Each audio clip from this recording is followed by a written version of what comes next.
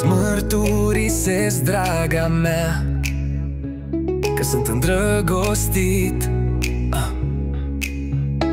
și nu te voi lăsa să pleci până în zori. Îți voi săruta ochii fermecători și buze dulci înflorite de fetiță. Te voi ține strâns la mine, pentru că numai cu tine mi s-a deschis cerul amândurora.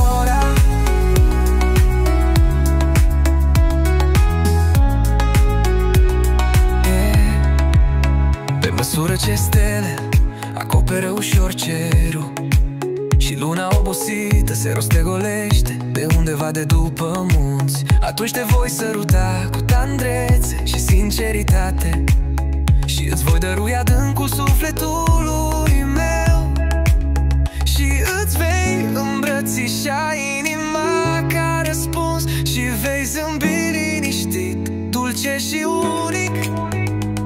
Și-ți mărturisesc dragostea mea și nu te voi lăsa să pleci până în zori.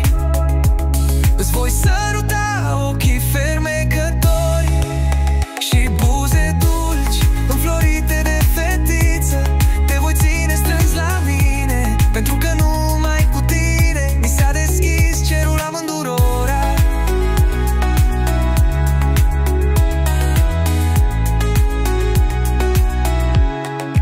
Și vom visa la zile când vom fi doar noi doi.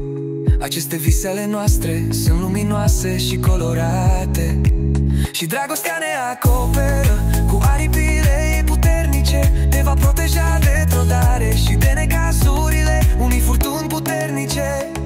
Și îți mărturisesc dragostea mea și nu te voi lăsa să pleci până în zori. Îți voi săruta ochii fermecători și buze dulci înflorite de fetiță. Te voi ține strâns la mine, pentru că numai cu tine mi s-a deschis cerul amândurora.